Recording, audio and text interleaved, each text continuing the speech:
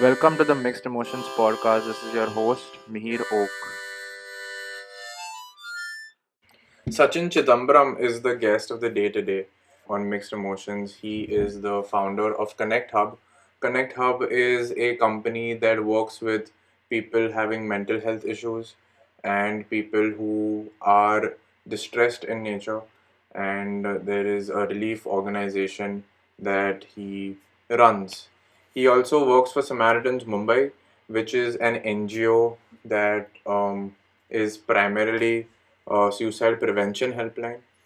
He is the lead trainer there. He has worked in this field for the past, I think, for his entire life. He has global experience. He used to first work in the UK and now he has settled back in India to continue this journey. He is also president of Befrienders India Association, which looks after more than a dozen of mental health organizations, mental health helplines, suicide prevention helplines, almost 15 such helplines that are situated for people to have access to across the country. And I think globally, people could reach out if there need be. So, Sachin, thank you so much for taking out the time to having this conversation. Is this like a calling of yours? Like, or did you start because of a personal experience? Or it's a very heavy field to be in, not because of the nature of the field, but because people don't tend to talk about it commonly out in the open. So, how did you start, and how has it become such a strong initiative of yours to make it stigma free, to make it so that more people are aware about the kinds of mental health distresses that we may maybe take for granted? Can you please enlighten us? All right, thank you for that question. That really makes one think, I guess. So usually, when this is actually a pretty common question in terms you definitely added nuances to it, but the common part of this question being like, what happened? What happened in your life that you're doing this, right?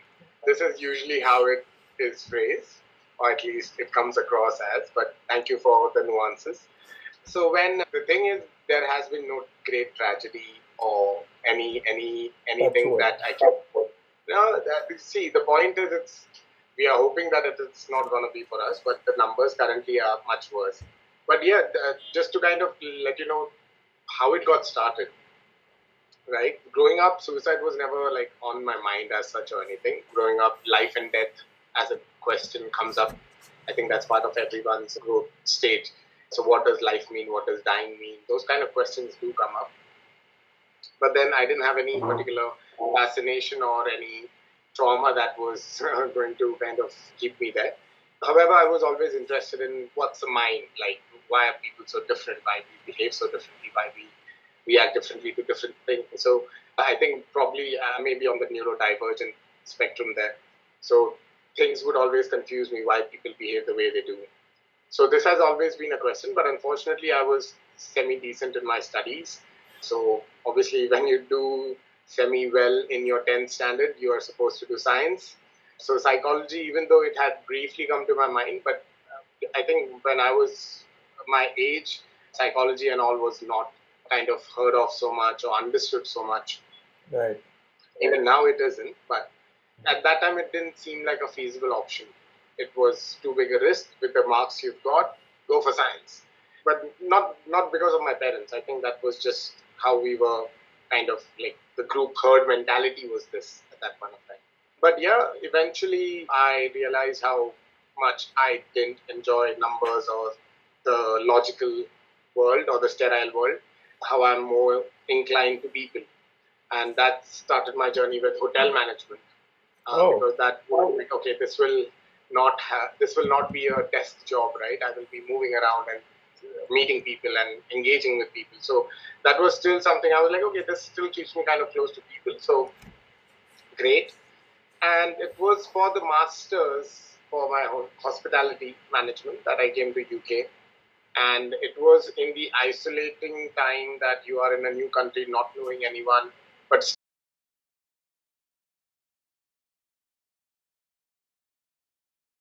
still wanting a connection with people, that I searched for something like listening or listening volunteer. And Samaritans came up on the screen. And I just was like, okay, look, what does this organization do? It was like suicide prevention helpline. I'm like, okay. I mean, personally, because I didn't have any baggage maybe with suicide. So this was, I'm like, oh, that sounds really cool. Like there's something that can be done in this area, which was like, and anyone can participate. So it was like a very unique thing. I was having a lot of free time. So I just ended up checking them out. I saw what they were essentially looking for listeners. As an organization, what they're offering is active listening. And with confidentiality, non-judgment, being without any solution or any such things, but just helping you offload whatever emotional distress you're carrying. Now, this, as I've explained, it is as simple as that and extremely helpful. And when I started volunteering with them is when I saw something that we all are so scared of, the word suicide, right? It was so easily preventable. Let me put it that way. But the shock was not about suicide, but about how easily it can be prevented. And that was as easy as just listening to someone. Okay. So, as weird or shocking as it may sound, like when you're talking about giving help to someone who is on the verge of attempting or something like that as well, ideally the best you can do is offer a listening ear. Let them share, let them talk. Let them vent. Vent or share or demand or cry or shout or give bad words, whatever it is, let it come out. Right. So it's being a listener. But what I've also understood from my stint there, I volunteered there for about 4 years, like you had mentioned, was how difficult it is for us to be good listeners. And the difficulty was not in terms of learning a new skill, but the difficulty or challenges came from not being able to let go of the biases that you believe make you a good listener. If in that weird cryptic way, if that made sense. It did, because you then want to provide help in terms of what you think is right, not really detaching yourself from your experience and forgetting that basically this is not about you. Yeah, right. Exactly right. Because and no matter how much, even like when we interact with trainees, so the combination is I saw how easy it is, but my calling, to be honest, is to be like a facilitator. Right. That is my true calling in that sense, if it has to be. But it is such a process-driven thing because it's more about me wanting that engagement with some people to be able to explore an idea, get the real insights, make it applicable, get it into a practicable model. This is something that comes very intuitionally from me. So that is more of my calling. But when I saw how there is such a big problem that is happening, because when I came back from the UK to India, I always thought that one of the biggest problems for suicide is isolation, loneliness, and disconnection, right? That one starts experiencing with the society, with the group, with the family, with self. Right. I predominantly thought that this is a white man issue. Oh, okay. Imagine that. Because while I was in the UK, I was like, man, I can see why, because all of them live alone. So it's a very linear conclusion that you come up with, right? Because you're getting so many calls, you just know people are so lonely. Right. See, people are so disconnected. And I thought that, oh, this is the individualistic society's main problem. For us, which is more of a collectivistic society, families, but bigger groups, and all these are like a day-to-day adventure. I was like, nobody lets you have your own peace, so how can you be isolated? So suicide is not a problem for India was I don't know, a very naive belief. But when I came back to the UK in 2013 and I actually started, that's when I know, I was so confident I never even checked the numbers. But when I came back is when I just randomly checked the numbers and I was shocked. The numbers is, who keeps the numbers? Is it NCRB or is it? NCRB. Okay. So they keep a record of who's dead and their cause of death, and it is. So this particular report is called ADSI report. This is accidental deaths and suicide incidents. So this particular report that comes out every year, normally around 2 years delayed. So the last one that we have is from November 2022. But yeah, so it collects information on accidental deaths. So anything that can come under accidents and anything that comes under suicides. So it collates it across states, union territories, so on different levels. Okay. So, but see, the training aspect of it would be so hard because you will have to train them to first detach themselves. Not in a conversation, you always tend to think about how you can be of more value, ideally. And so, what is your process of training anybody to be an active listener, to be a good listener, and then do you give advice as well, or are you afraid, or wouldn't you be afraid that your advice may not go down if it is not thought properly with context? So it'll be so hard to train people. Right. How do you do it? So again, we don't believe in training people. So for example, majority over 60% of the trainings that we conduct, even the one that I've developed, it has been developed in such a way that we are not focusing on skill building straight away. The point is there is already a lot of things that is covering up the good listener. Okay. Right? We almost think that as children, you were amazing listeners. Okay, I didn't know that. Right? No, because you will listen. You will not interrupt or something when someone is sharing something with you and all. Very often you will listen, unless you are like hungry or something weird stuff is happening. Okay. But as children, we tend to be better listeners. But what happens growing up, we train ourselves into sounding like a good listener or sounding like a role, because you must have noticed, right? Different parts of your life, different games that you're playing, different roles that you're performing in them, right? So the Mihir Oak is the Richard Feinstein when he's doing the podcast, right? But how is he when he's in front of his parents? How is he in front of his colleagues? True. So, do you see? There's like almost different personalities. Yes, alter egos and so on. Alter egos and all of that. But it needs to kind of come out for the other person for it to be visible, right? Correct. I think I just kind of lost my chain of thought there as well. That's all right. We were on the training aspect in terms of what is your would there be a system curriculum 1, 2, 3, 4? Right. Yeah. So like I was saying, this is essentially what we have to do is untrain or unlearn. Yeah. Okay. So what the listening skills that you already had, first we have to kind of reach there. So the first idea is for us to bring about self-awareness. And what do we do for that? We look at the topics that are needed. So for example, the components of listening itself. What are you listening to when you say you're listening? So we break them down. We are looking at the skills that you are needing, the values that you need to operate on. Because most of our biases and values we have are quite subjective. Right. And because of that, what happens is when someone says something you like, you will appreciate it. When something is said that you disagree with, you will stop listening. Your confirmation bias comes into play.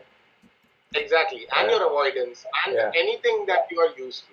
Yeah. But essentially all that it does is stops you from listening. If we just understand that as the crux, what we now need to do is while you're offering someone a listening, you have to first look at it as the process. What are you offering? What are you supposed to be paying attention to? And when we bring about these parts, then we are able to help them see, okay, where are you good at? So if you are seeing that these are the 4 components, and you see how one relates to each of these, where do you see yourself using something more than the other? Are you over dependent on one particular thing than the other? The aim is to find the balance. Right. So how important is self-esteem in all of this?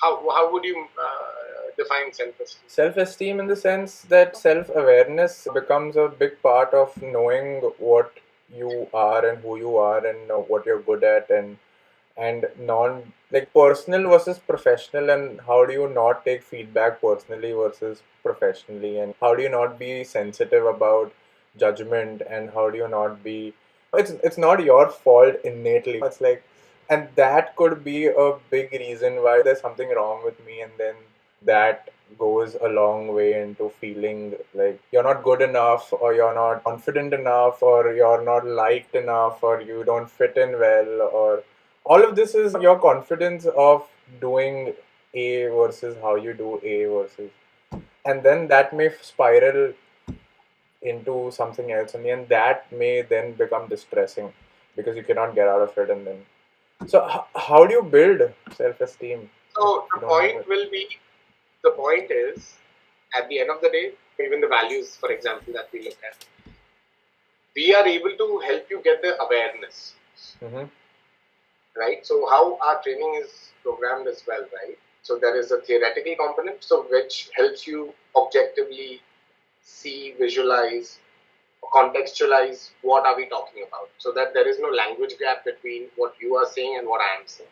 Right. So the words need to mean the same thing. Right. Right? So we know, so when we are talking about components, we don't just say these are the components, let's just get over with it. No, we spend 40 hours on this training and more. Okay. Why? Because each of this component we need to understand what do you already understand about it. Okay, everyone shares. There we are able to see there's at least 10 different definitions coming up. Mm-hmm. We then come up with, okay, what is an objectively true definition that we can come up with for this? We understand the theoretical component of it. So we are objectively seeing. Right. Second, insight building. What you do is, okay, if this is what this is, right? Mm-hmm. What does it look like? What does it mean? What is the consequence of it? What happens? What's the worst case scenario? What's the best case scenario, right? You need to develop a perspective on that value as Mm-hmm. well, right? Because it's based on, because when you're talking about judgment, right? Yeah. You're essentially using a lens to be able to bifurcate between two things. Right. So our training focuses on, like, okay, we are not going to be saying good or bad. That, oh, we are only going to be look at things from a skills perspective. What you are understanding here is not what you're, oh, you're a good this type of listener. No, you have this listening skill. You are quite good at it. What the problem becomes is you overuse it. And there is this particular component. If you start practicing a bit more, Yeah. you will develop yourself, making you a better listener overall. Now, the point will be, how much does Mihir want to work on this? Yeah. I will not be able to. So when people join in as well, we have to have that discussion with them, like, what's your motivation for this? Right. Right? When you want to be a good listener, when you're saying you want to be a good listener, what is your motivation for it? If it is just a silly-willy thing, then you will not practice, because the four components, like I said, theory, insight, then you need to see the application of it. Mm-hmm. How do I see this being applied in my day-to-day life? So these are the type of transactions I get. Right. How does this value and the insight translate into this as a conversation, as an experience? So we try and do role plays for that, for example. And then finally comes the practice. Now you are developing a new skill set for yourself, which will be different from what Mihir has and for someone else. Right. Different training will need to work on a different aspect of their skill set. Mm-hmm. So they will be individually taking different things. So this is to address your question, like, okay, so many different needs are happening, and it will affect their own listening esteem or confidence in this regard. The point is, first you need to see where you are needing improvement. Once you identify that, we are telling you this is what it means. It is not making you a good person or a bad person. Yeah. When you are able to see this is what I can work on, now it's your choice. Fair. Right? Now, and to address a second mini sub-question that you asked in terms of how to give the feedback. Yeah. Now, even regarding giving feedback as well, we don't focus, and we also show the group how to give the feedback amongst each other. First and foremost, I don't believe in giving any feedback that is just qualitative in terms of that was really good, or it was awesome, it was superb, it was, or it was, oh, it didn't feel that great. Adjectives. Yeah, you need. Yeah. Yeah. I'm like, I mean, so when we are going to be looking at feedback in this term, when we are looking at behavior and things like that, I'm like, okay, now we're going to have an objective hat on. Right. We are understanding that we are looking at the skills here, not the person. Right. So from the person who's going to be receiving that feedback needs to first prepare himself, herself as well, saying, right, I'm going to be looking at my skills. They're going to give me feedback on my skills. So I may start. I will focus on first what are the things that I liked. No matter how bad the call was or anything like that, you will need to be able to see things that you liked or skills or things that the person did behaviorally that helped in the call so that they don't lose that. So when we give feedback, we are like, okay, this 1, 2, 3, these things that you did were quite nice and helpful. And it helped. So if it was the pitch, okay, this is how it helped, or whichever way. And then wherever they could use improvement, you give the feedback there, like, okay, so you were speaking a bit faster though. Right. So it made it feel rushed. Not that, oh, you were really rushing the caller. Do you see, that's the difference, because then it becomes a judgment. Yeah. But if I'm going to give feedback over the skill, the person is not getting the feedback. The skill is getting the feedback. Do you do corporate trainings as well? Because I think that this is required by a lot of anybody who can give actionable feedback requires this kind of training, that you need to give it in such a way that you want the person to improve. So the way that you communicate feedback also, it's on you. It's not only on the person to improve, it's on you also on how you communicate.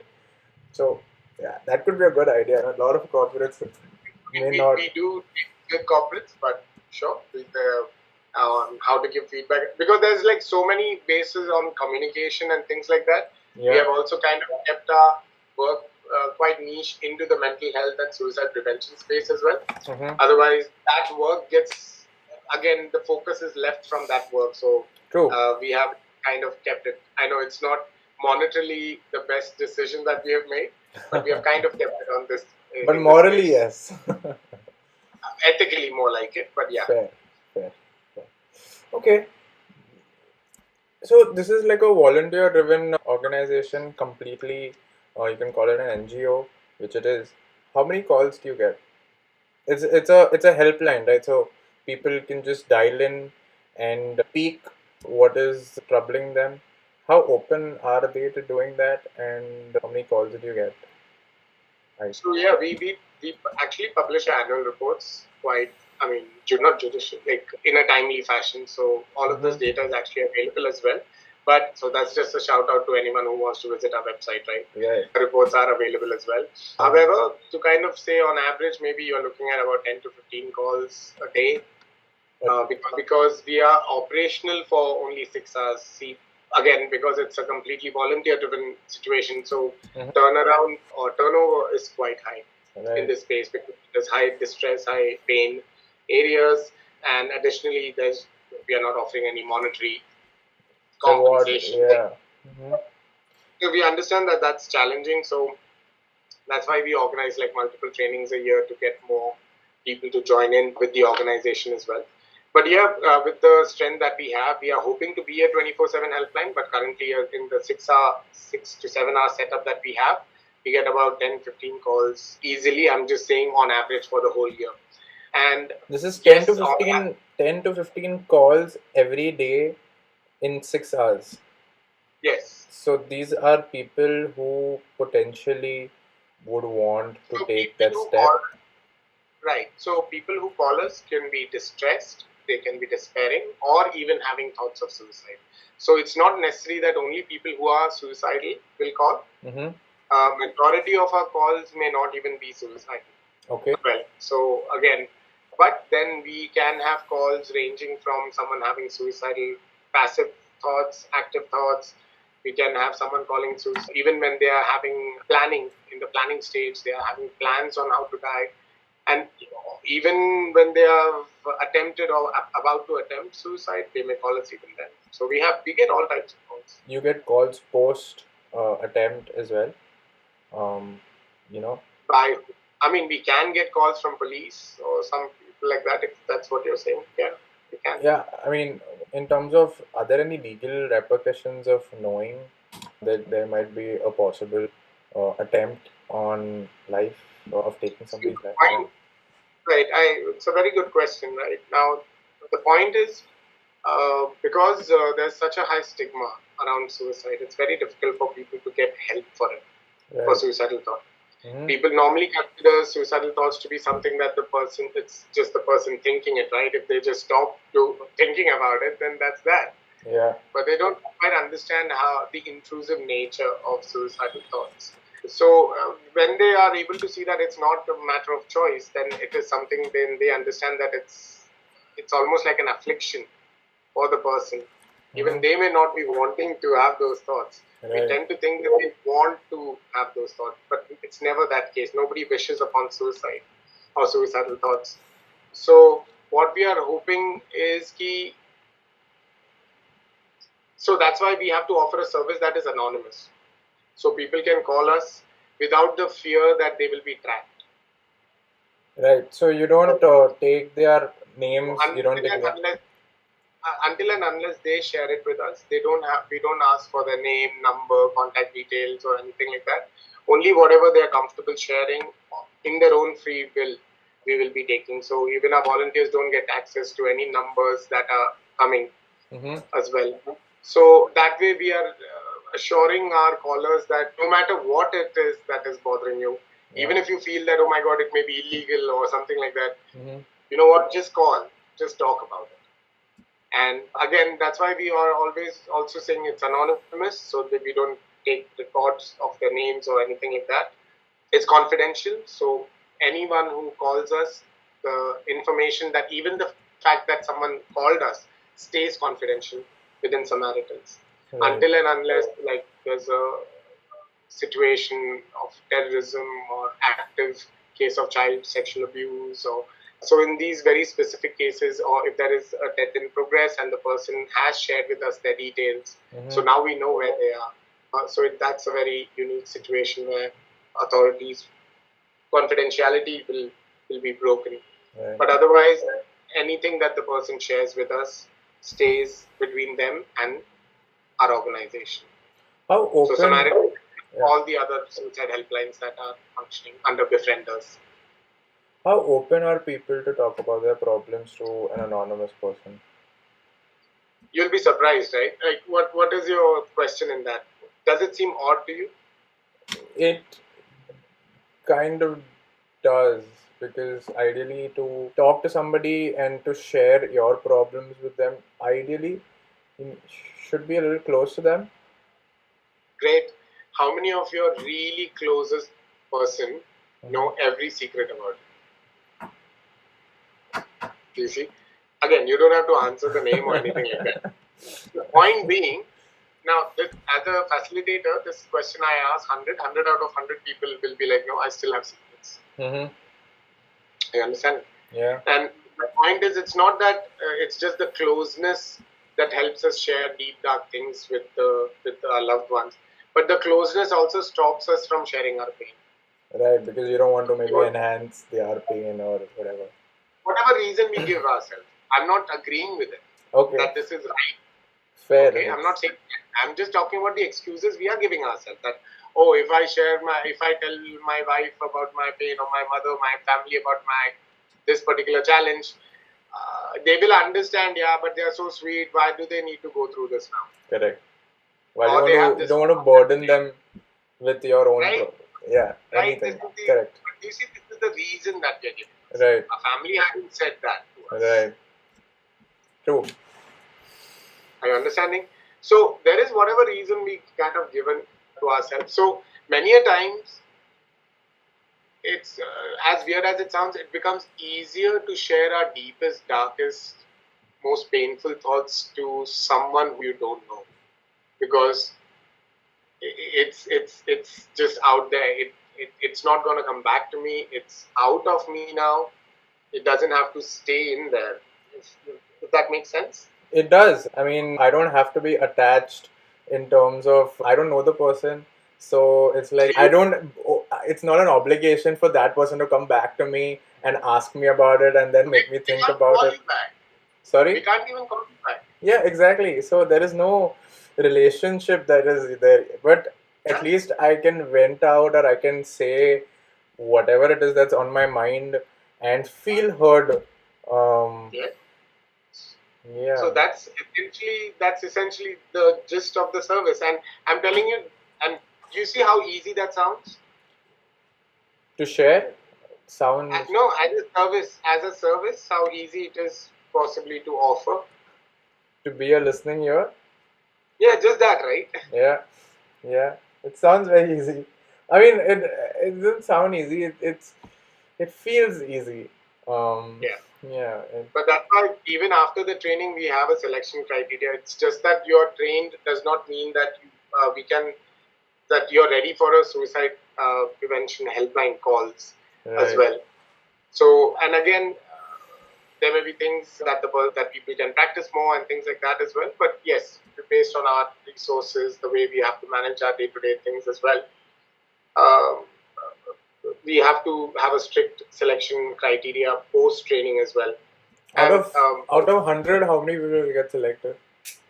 oh, there is no Any such any requirement. percentage on that? I mean, just this is just yeah. I mean, we we can have even if it's a batch of 15 and we get one selected, that's fine because that's what is Yeah. supposed to be. But otherwise, we have currently around at least 50% or more Mm-hmm. do get selected as of now. That's the average rate. Are there any outliers to this area? Do you get any nonsense calls, or Obviously. do you get some people who are just messing around, or does it ever go in a loop where you are listening and you are saying something, and then like other people who just want to play around with you with the Yeah, I mean, calls that people they get get? in a loop also because it may be they can't help it. So it may not always necessarily be prank or anything. But can people call? Can there be inappropriate calls? Let's put it that way. Mm-hmm. Yes. In fact, almost 25% or more of our calls tend to be inappropriate. What do you mean? Uh, What do you mean by inappropriate? Inappropriate calls can be where the callers are trying to make the listener, the volunteer, uncomfortable. That can Okay. include by trying to get sexual gratification, may try to be aggressive or abusive towards the volunteer. I mean, we are not talking about if you are sharing something and you're sharing it angrily, for example. It's something that has happened with you, you're upset. That's not what we're talking about. Mm-hmm. But if that abuse is directed towards the volunteer who's trying to be there for you, they can try to again deflect away from their The actual emotions, what they're issue. going through, yeah, and they're just probably just trying to stop the call from hanging up, stop the listener from hanging up, I guess. So yeah, that kind of calls can be inappropriate, but and aggressive, abusive, sexually demanding, we get all those types of calls. In fact, that's the story for I think any phone line you may start Mm-hmm. for an organization. Mm-hmm. If you start such a phone line that you have advertised and you've made it accessible for the general public, there is some service available on that where people are expected to be compassionate, empathetic. They will get such calls. How do you, if you're a volunteer, how do you will be going through some lot. It'll be an experience to listen to somebody's story. You're trained for it, yes, but yeah, how do you de-stress? Right. Are there So, because procedures for of that our, as well? Yeah. I thank you for that question. So, we understand that after every call or every call brings with it its own sense of pain that the other person has gone through, and it can be for for anyone listening to it, it's impossible to say that it won't impact you, it won't affect you. Right. You will get swayed with the pain that they are going through, right? So you will start sympathizing some places. So and let me add to that problem because we operate on such high levels of confidentiality. So You our can't volunteers share don't it with even somebody else as well outside. we don't even Yeah. so whatever happens calls happen within Samaritans, all of that needs to be handled within Samaritans. Right. So because that is what we have promised the caller as well. Right. So do you see this is like even much Conundrum. more complicated? Yeah. Yes. So over here, what we do is we also, while we have volunteers, we also have support volunteers, where every call, every distressing call, or anything that for the volunteer there is a shift parallelly running for to support the volunteers on the shift. So these support volunteers are not taking calls; they're only available for the volunteers so that they can also offload how the calls are going for them, so they get emotional support as well. And then additionally, the whole SAMS community is there to reach out as well. So beyond your support volunteers, people can reach out to other fellow volunteers, senior volunteers, even to the directors. So that way, if there is as open a communication we can keep to ensure that people are able to ventilate. It sounds a little heavy. You need training. It's not It's, free advice it's without not training. anybody's cup of tea, and you would So and require. right? So even those who come to the training, we make it very clear to them as well that this is not, please do not have a thought process ki Samaritans is going to choose us or not. Also consider the part that you have to choose Samaritans. Yeah. Because as the training goes ahead, people get to see the ground reality more and more clearly. Yeah. Now, then that is a decision you need to make. Are you right now in your life looking to get into this space? Do you want to work in this space? Again, it doesn't cause you to be suicidal or something, if that makes sense. Right. But if you are dealing with some mental health issues yourself, if you are dealing with challenges, your mind space right now, then I will not recommend it. Correct. Volunteering. Right. So this is Samaritans Mumbai. Is it only for Mumbai? Do you get calls from all over? We get calls even from all over the world sometimes. We can get it from outside the country as well. But Samaritans is just one of the organizations as well. Yes. Under Defenders India, we have 13 other helplines present across India. Yes. In the north, we have all the way, in Delhi, nothing northern than that. But all these numbers are accessible across India. Right. So we have in Chennai, we have it in Kolkata, we have in Gujarat, Kerala. So across the country, we have these. So it doesn't matter. The location does not matter because it's a helpline and people can call from anywhere. And you do get a lot of calls from everywhere. Do you? Right. As do the other helplines. Right. So the only thing you may need to check, if it is from a particular region, there's a higher chance that you may speak that regional language speaker may be there with that particular helpline. So if it is a helpline based in Chennai, there's a higher chance you may get a listener who speaks Tamil. Right. So accordingly, you can pick and choose the helpline you want to speak to, connect to. Right. Do you offer any physical, in-person, Some of the helplines do. Some of the helplines do. I think with Samaritans, post-COVID, our face-to-face befriending had kind of stopped. We had started in between, but now it has again stopped. What do you do during COVID? COVID would have been... So, right, we had to move to remote tele-befriending. That means we had to get people to be able to befriend from their homes. So we had to completely move the system around. We had to move out of the office because we couldn't go to the office anymore. So getting cloud telephony, trying to get anonymity or fixed in there so that the numbers visibility goes. And so everything had to be digitized overnight. And we were very happy. Like, I believe we made that change within 2 weeks, I believe. Wow. But did the calls drop? Did you see any change? No, calls in fact increased quite a bit during that time. Because of the unique nature of remote tele-befriending, now what happened was volunteers dropped. Because coming to the center and taking calls is much more feasible for a lot of us than being able to do it in our own homes with other people around as well, right? So in fact, what we had was almost a 50% drop in our volunteers. And then a corresponding increase in the number of calls. How do you manage? I mean, if they're a volunteer, they will keep taking calls. See, the point is there is never enough to manage. We are doing 6 hours already. We can say that we are not managing because it needs to be a 24-hour service. Right. 24-hour services need training. Unfortunately, there may be 24-hour helplines, but what trainings have been provided to the volunteers, to the listeners. Because high level training, 40-hour training, 50-hour training, if you start giving, and if they don't stay, if the turnover is high, how do you keep doing this process? Right. So requirement is you need people who are really going to be able to handle this, be able to offer a good service, and still be able to manage themselves. So it's already a very tough requirement. It's not just on the willpower of the person or the confidence of the person either.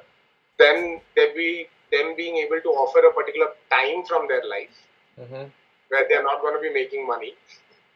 Yeah. Right? Now imagine that time you have to choose is 1 a.m. to 4 a.m. Yeah. Do you want to do that in Mumbai on a Friday night? Right. So these are the challenges that we have to deal with, but we still get so many missed calls. The number of calls that we get and the number of calls that we missed always practically remain the same, because at any given point of time, if all your volunteers are on the calls and there are still calls coming, what do you do?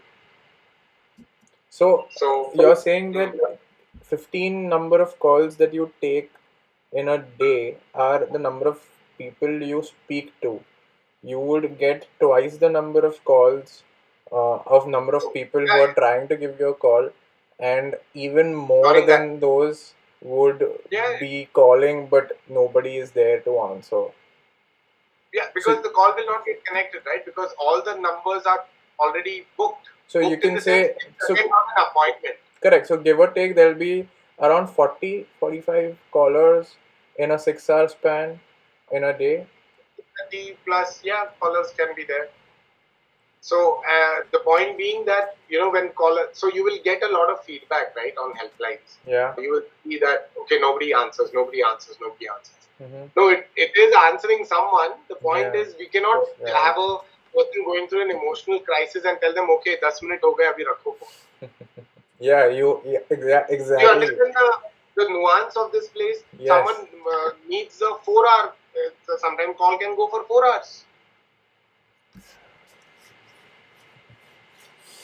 So one person is now off shift essentially. Correct.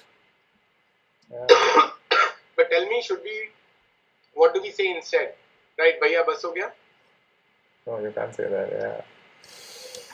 Incredibly tough. It's not counseling where it's regimented. You can be like, okay, this is an appointment. We know who we are going to speak with. We know every week they will be coming. Or you know that bio, what has happened, you know their history, you know where their goals are. And okay, this is what we do in 60 minutes. Tap. But when we are dealing with situations like us, this is what we tell in our training as well. Our job is not so much as the doctor, the nurse, or anyone like that, right? When you compare it with a physical situation. Our job is more like that ambulance driver, right? To get absolutely just focused on one thing, that is provide emotional support. That's all you can do. Right. We don't believe that we have any solution, because earlier this was a part of the question that you had asked, right? Like, okay, there are these solutions that we can get. Oh, like a simple, quick question, right? Me, like, if you haven't, or I'd like to normally just ask people like, okay, have you had the pleasure of, or have you been lucky enough to have had breakups? So now, have you been lucky enough to have multiple breakups? Right. Now, imagine the situation here. What we are saying is, what should we do when we have a breakup, Mihir? If I ask you, or others as well, do we have a set of things we can tell the person? Yeah. It is there. Spend time with yourself. Yeah. Focus on hobbies. Yeah. Tinder, Bumble there is plenty of fish in the sea. Correct. Ek jayegi, dusri aayegi, whatever. Right? Now, that person was not good enough only. Falana. This 6 things that we have. इसके अलावा कुछ है क्या? नहीं है. Yeah. So when your friend has come to you with the breakup thing, do you think he doesn't know this? Yeah, he's too clouded. Yeah. But do you think that उसके बीच में आप lightning बन के जाओगे तो he'll be like, oh, मैं भूल गया था, so let me. Yeah. Because why I asked you the question was, did it work for you? You knew this, huh? Yeah. That's Forget your true. friend. Did it work for you? In fact, if I ask you, think about it. If you had multiple breakups, you may notice that even the breakups didn't feel the same way. But then, what is the person coming to you for? Are they coming to you so that you can just listen and like, unless they really Are you ask you for? understanding? This is the problem. Because we think that there needs to be a solution, right? Yeah. Because apparently the person who's been dealing with it for 10 years now Mm-hmm. obviously didn't have time to come up with a solution. But you, my friend, me, we are so clever listening to this 5-year issue, which Uh-huh. has other compounded impact, Yes. Mm-hmm. catalysts, and all of those things there. Somehow, in this 10-minute conversation, we have understood it exactly. And become so knowledgeable that we know the answer. Now we have 3 solutions for it, Yeah. and then we start getting upset with the person for not doing the solution. Because we are attaching our own ego Because to the यार answer तेरे that we को give. बोला था रात को 2 बजे message मत कर उसको, Yeah. अभी भी किया तूने. See, this is why you will never get over. भाई आप ही हो गुरु, आपने समझा दिया अभी से. Mm-hmm. But this is the problem with pain. We don't understand pain then, But right? then, If I hmm? but then, if you're an elder person, let's say if you're a family member, and you are concerned, right? And you see that you have experience. Let's say if you're an elderly gentleman and you have experience of such a situation, like people think that they do. You think that your intervention would solve a particular problem. As you said correctly, that people don't have, they have the information already with them. Biggest problem with people is we are all trying to be gods. We all think that apparently we are going to stop something from happening or make something happen. Mm-hmm. All right, because we think that that is the definition of help. Me affecting a change in the other person's situation. Is help. My simple question to you is: are you in control of every part of your life situation? No.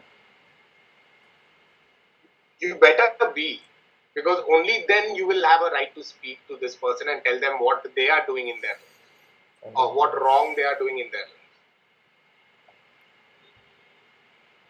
Right? Because we all have problems which are not fixed. There are simple solutions for a lot of those issues that are not fixed, but we haven't done it. That means there is a reason for it. So first and foremost, we have to understand we are not logical beings. Right. Right? We are emotional beings, first and foremost.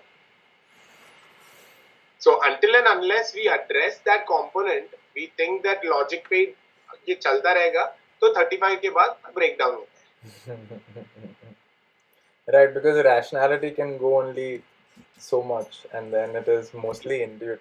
But then, how do you? I mean, it. आपका जो ये older generation का जो आपने छोटा ये बोला था इसमें भी, Mm-hmm. like think about it. Okay, so now you know what that thing is. Right. You know what they are saying. Mm-hmm. You have heard it from childhood. You are not hearing anything new. It's just It's also that this would put parents in a big dilemma because, in my opinion, what it would do is that parental neglect could be a big reason where, like, ideally parents would be. I would want. every generation has their cross to bear. Fair. Right? One generation is getting too much neglect because the parents are busy working because that is what they believe is needed. Mm-hmm. Mm-hmm. Mm-hmm. Right? So everyone's got a reason to do whatever they're doing. This is first what we need to understand. Mm-hmm. Nobody is doing anything just because, right? There is an association with it. They are doing it. They see something coming out of it that makes it worthwhile to do it. They're doing it. It causes pain, sure. Are they able to talk about it? From your older generation perspective, if you can see it, are you trying to change them? Is that what you're trying to do? No. So, what are you complaining about is my question. Again, see, if you feel that there are views that are bigoted or something like that, you want to have an argument, go for it. But are you, if your goal is that I'm gonna get the other person to change their opinion, I'm sorry, none of us have that power. Their opinions come from their life experience. Until and unless you are able to impact it in such a way that that changes, right? You are never going to get someone's opinion changed. Right, but my point was more about the illusion of control that people have, that parents have for their children, and they would want to create a safe space where they would want that the child comes and speaks to them about anything under the sun. And in a lot of situations it doesn't happen, and they make friends and there are bad influences, and so on and so forth. This is more like, how do you keep relationships, and how do you build trust, and how do you build so that you can become that year if required. um, how do you do it, irrespective of if you're a parent or a not parent or a friend or a spouse or... Now, the answer is simple. The point is, what is stopping us? Again, answer is always going to be simple. It will be the thing that are stopping us from doing. You are saying you want to build trust. You need to invest time in that. Mhm. Trust is not a state. Mhm. Trust is something that you build. Right. Trust is when you feel so much love or faith, belief in the other person that you are willing to take a big risk. Mhm. This is kind of when you to understand trust, right? So the potential hazard that I'm about to face, your presence, I have enough faith in you that this will not happen to me, is what we are talking about when trust is Correct. being issued. Correct. So tell me, what have you done for me to feel this way? Mhm. This cannot happen just like that. It has to be built. Right. That means what? You have to spend time. Mhm. You have to have enough interactions where it will be broken, it needs to be built, Yeah. just like your regular muscles. Yeah. So, who do you want to understand? Spend time with them, is the simple answer. Right. Give attention. Because the more you give attention, you will understand them more. Now you have a reason to trust them because now you understand who And they they are. you. And they you, hopefully. There you go. Until and unless that happens, why would anyone? If they don't know you, why would they trust you? You can't just demand it because you are a nice person. Fair. Good point. Um, is there a difference between and um, like I mean, attention, depends on how you're using the word. But yeah, sorry. And like attention seeking. like somebody attempting to actively take the step and self harm? Would there be, Right. So dependent on basically, context? Yeah. suicide comes under the category of self harm. Okay. That would be the last, maybe. Right. So self harm is essentially if you harm your body, Mm-hmm. cause pain to your body. Mm-hmm. Now this can happen in two ways. One is with a suicide intent to die. Mm-hmm. Mm-hmm. Second, without suicide intent. So that will be NSSI, non-suicidal self-injury. Okay. So that is different from suicide attempt. So this is where a person may injure themselves, hurt themselves, cut themselves, burn themselves, crash themselves, pull their hair, bang their head. Multiple ways a person can injure themselves. Mm-hmm. But that's not. And what we have seen is predominantly it gets tagged very naively as an attention-seeking behavior Yes. because we don't understand it well. It gets tagged as an attention-seeking behavior. It gets tagged as people just trying to be popular, or it's a fad, or multiple things It's a without myth. addressing what it's a myth. How do you, like, any other? I mean, this is a crazy myth to come across. It's not like it's untrue. It's just that people have that perception that this guy is looking for attention. Yeah. Any other crazy myths that are real that people take for granted as this person is not No, real? because this over here, understanding that this is more than an attention-seeking behavior or anything like that, because predominantly you see them in adolescent females. Mm-hmm. This is why these kind of labels become, I feel, again, this is a subjective opinion part, where it becomes easier to make such labels of attention-seeking and stuff, where For when it females. comes to people. ऐसे type के labels लगाना बहुत easy है society में. But what essentially is happening is we see this in almost 20% of the children worldwide. That the self-harm? Yes, self-injury. Self-injury in terms, okay. खुद को injure करना, body को injure करना. As a way Almost of communicating that you require attention? Again, that's the thing, right? People think that this is attention seeking. No, more often than not, this is a coping mechanism for the child.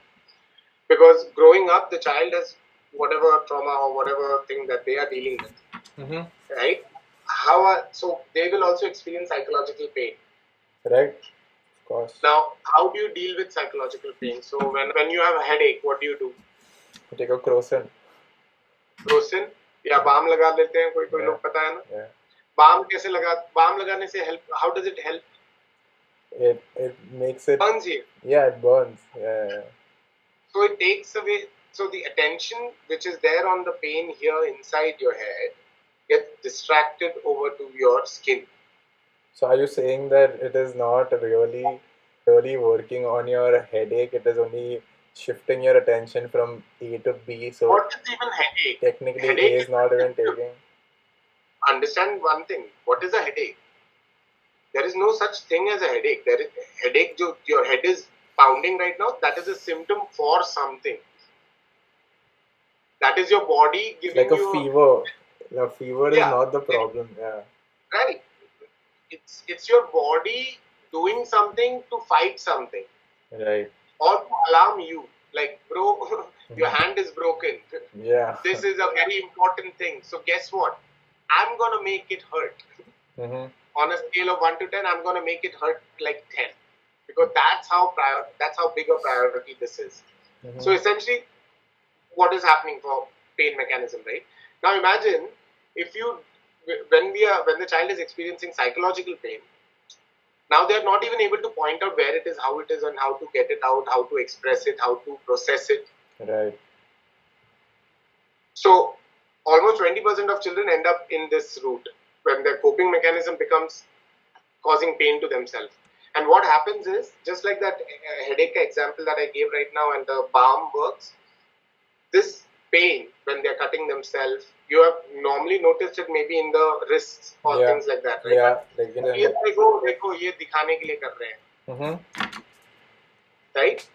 But when you put in this attention seeking a label on them, you know what happens after this? Now they start cutting themselves in their underarms. Because in their nobody belly, can see it. In their thighs. But so now you will at least not give me this label. Yeah. अभी क्या बोलोगे तुम लोग? अभी भी कुछ बोलेंगे ना?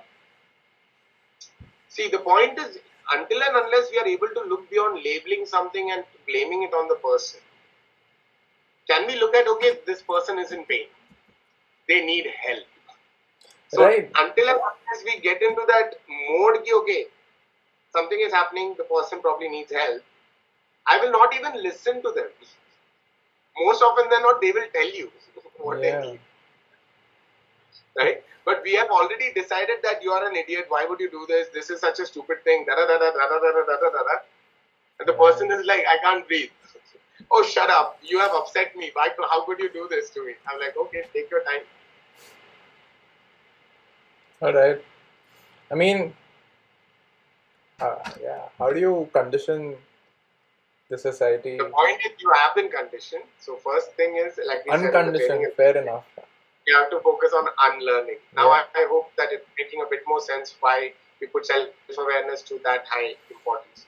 But then it is everyone's decision how much do they want to dive into it. Yeah. How deeply do you want to address your biases? How deeply do you want to work on your feelings? Those are still choices. So can they be a better listener? Yes, they will definitely become a better listener. But jo unko chahiye, that intensity where they want, they have to understand that their own hurdles will need to be ascended. This seems to be like an incredibly tough affair. I mean, it's like you are dealing with people, right? And these are more distressed than not. But it's not like the people who are not calling, or like anybody else who's not calling is not going through something of their own. They may better be able to handle themselves, or they may have methods that they have found out, or they have somebody to speak to, or so on. Still, like, it's so fragile that how would you, I mean, society in general, how, like, what would you want society to do, or what is your vision in terms of seeing society that is less judgmental, less, it's easy to put these words in, it's easy to say less judgmental because we are Like, having a again, conversation now. my problem is suicide, right? Yeah. My problem is if there is anyone going through these thoughts, if they need help, that is easily something we can provide. Mm-hmm. We just need more people to kind of join that cause. Mm-hmm. That's it. This entire world changing business is pointless. What do I mean by that? Mm-hmm. Like what we start doing is then now say, oh, we will put language barriers around how to talk about suicide. Right. Now understand that the layman doesn't understand your grammar, Right. or how, like, even those with suicidal thoughts will say, very often say, I feel like committing suicide. And now language will be like, oh, don't say committed. Yeah. Right? People with suicidal ideation will also joke about suicide. Correct. Will make fun of suicide. Will make fun of people with suicidal ideation. Now, do you care more about telling the person how wrong they are in making a joke about suicide, or if that person is having suicidal thoughts, rather they talk about it? Right. Or listen. So that, you understand, the problem is, again, we are just trying to take this moral high ground. Instead of just doing the simple thing, just listen, Baba. Just listen to the people around you. Your job is done. Right. Yeah. You don't even need to join a helpline. You have 10, 15 people in your life. Start listening to them. I'm not saying you start doing the actions that they may have expectations from you and stuff like that. ये सब नहीं बोल रहा हूँ. Listen to what they're trying to tell you. Are you sure you have understood everything that person has conveyed to you? I have a big doubt. Okay. Is that making sense?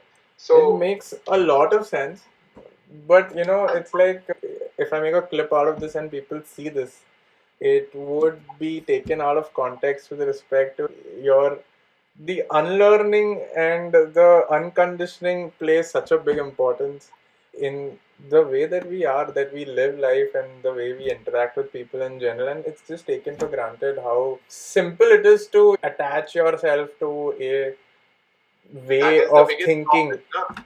That is the entire problem, right? Yeah. Because listening is that simple. Problem is we have made it really complicated because of our life and the complications it presents. Yeah. Right? So, and it is the most underrated skill. What is the percentage of population that has got any formal, informal training in listening? In listening, less than 2%. I don't know. Are you understanding what I'm saying here? Yeah. I don't even need to. So, this is something that we spend over 45% of our day time doing. Yeah. And we are all very sure about it. Many of us will say, I'm a really good listener. And feel that way because, yeah. Feel that. Yeah. Why? What did you do? He came to me and I told him, like, do this. Yeah. Okay. Great. When I ask people, why don't you share your problems with people? Because they don't understand it and give me 10 solutions. Yeah. So the reason why you don't go to others is the same thing you do to others. So this is the kind of a paradox we have created for ourselves. It is quite simple. Well, you need to, however, have a focused approach towards it. It's the simplicity of it has made it really complicated. So you will need to put in some effort for it. So even in our trainings and all, we always say, okay, it takes almost a month to finish the training, but then the next month after it is very important for you to practice those traits, practice those skills, make it a part of your skill set. Then you can relax. Then you already got the skill set. It's now just about using it when and how you want it. Right. based on your expression, yes, listening can be that objectively seen and broken down. Yes, I mean, it should be. Should it be taught or should it be made? I mean, it's an essential, it could be an essential soft skill. Do you think listening is important? Yeah. What do you think is the cost of miscommunication? A lot. So do you think listening is important? Learned? So yeah. So we have our answers. Yeah. Always, yeah. So the point is, do you prefer that or नहीं? मुझे मेरे बच्चों को सितार सारंगी सिखाना, ठीक है? Better. It's so tough, man. I applaud you. It's something, and if you could get or if you could give some message on what does a suicide prevention NGO need from the locality, from the society, so that as a whole, if we could not, if we could not ourselves volunteer for whatever reason, whatever it is, what can we do more so that it makes your job as the volunteer not easier, but hopefully it is beneficial for you, and we could become better as people as well. No. I don't think if it is, yeah. Again, this good worse thing again we put in, then we already gonna be in trouble. The point is, from our side, what I will simply say is, see, today you have got some information about suicide or self-harm or other things that probably you didn't have before. Mm-hmm. Now, this was a veil of ignorance that has been lifted. Now, understand that now you have the privilege of this. Yes. Now you have gone from ignorance into a privileged space that you have this information. Correct. But understand, majority of the world does not.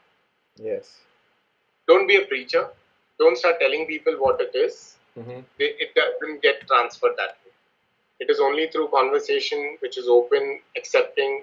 Even if you feel like you're talking to ignorant people, be open to sympathizing with their situation, that you were like that. Right. That's all. I used to be that way, and so empathizing can be easier. Yeah. Right. So just allowing people to make their mistakes. Mm-hmm. And then whenever you feel like, okay, this person is in distress or pain, be open to asking them, hey, have you been having these thoughts? Do you need help? Can I help you? Right? That's how Samaritans operate. So I think it's just the helpline. If anyone calls in, this is the first thing they will hear. Samaritans Mumbai, can I help you? And that's where I think the whole mantra is as well, right? If you're a friend, being able to offer that, can I help you in that sense? Not forcing it upon the person. Right. Up to that. But offering it still. I think half the job is done. Right. Right? And most of us, this is a very common complaint that comes up, like, oh, they will ask for money. I'm like, Arey Baba, like, do you have it? No, you don't have it either. So it's like you don't want to say no. Right. This is the problem.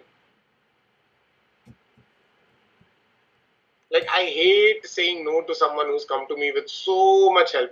Again, stop putting yourself on a pedestal. If you're a human being just like them, it's easy. Bro, I don't have it, but can we do something? Can I help? Right. Can we figure it out together? Yeah, I mean, what else can I do? Is there something else you need? Like, okay, fine, you need money, you don't have it, you need to run for it. So should I hold your kids till the time you're running?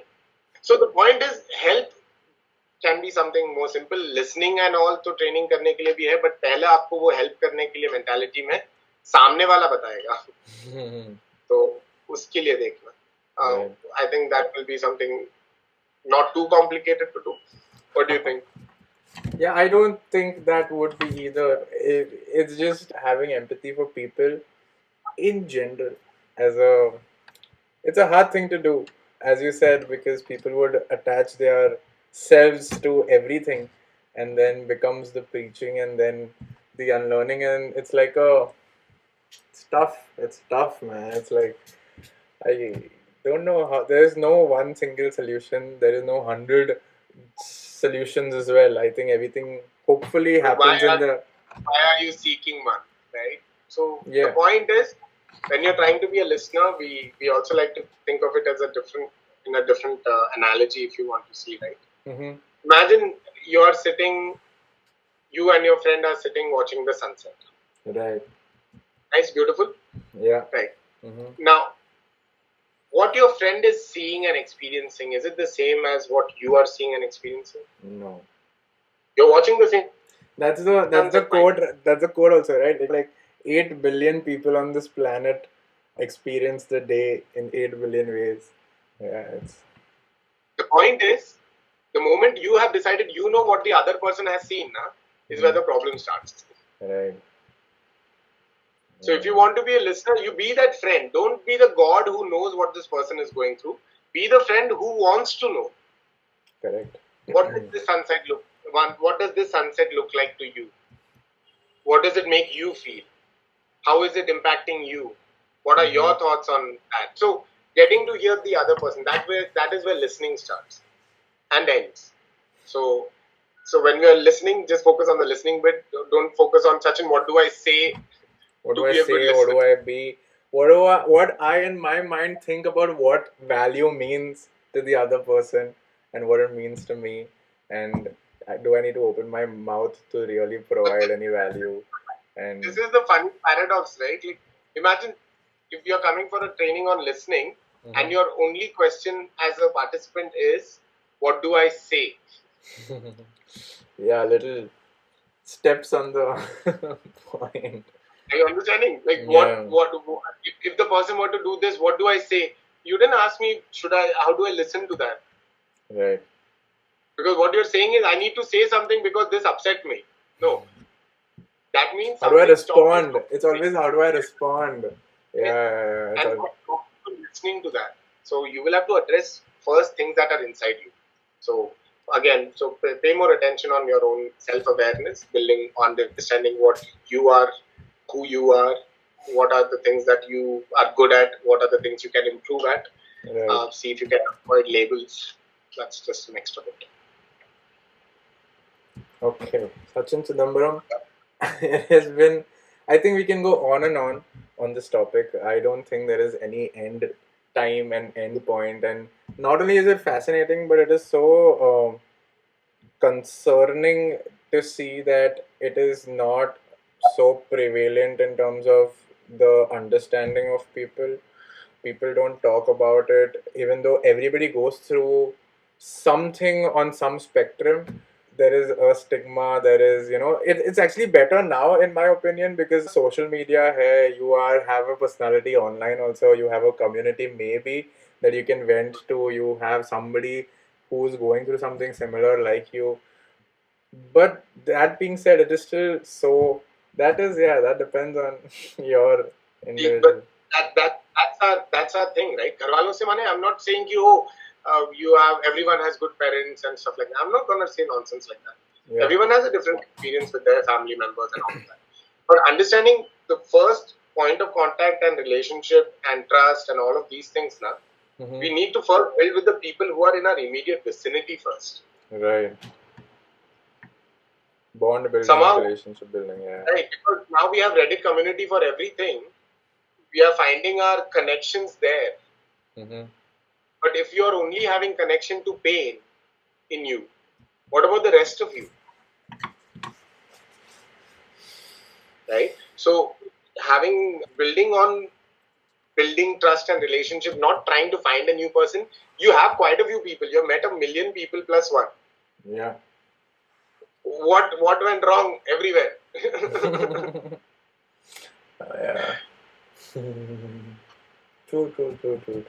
It's something to remark on for sure, something to think about, ponder upon, and hopefully imbibe and instill the best we can. Sachin, thank you so much for talking to me. It's been a privilege, as you said. The veil of ignorance has gone from not knowing to knowing so much more. I won't yap about it, but hopefully people listen. And I don't know. Well, next time you may be more open to sharing a suicide helpline's number to someone. Yeah, true. So even that being done, already, Gone. the Yeah. wheels are. Yeah. So already that's impact. Now, will it look like an immediate impact? Oh, Sachin, suddenly 2 lives saved today. I saved 2 lives. We cannot be on that. Our focus is just keep on doing these Yeah. things. One more person is now able to share these helpline details and stuff like that. You are more open to talk about it. Job done. Thank you so much, Sachin. It was Thank you. pleasure talking to you. Yeah. My pleasure. Thank you so much for tuning in, you guys.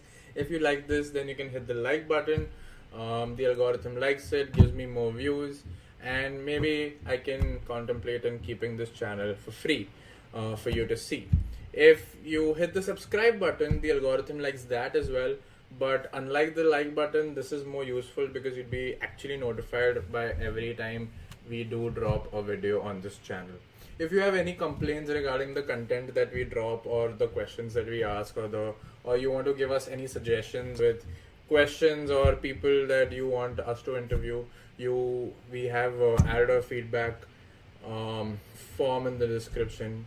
You are very welcome to fill that up and let me know if you hated this content and you do not want to see my face ever again, and do not want to share it with anybody, and do not want to refer this kind of content with anyone, then until you do tune in to my next episode or my last episode, or you do tune in, I would like to wish you in Truman Burbank's very own words, good afternoon, good evening, and good night.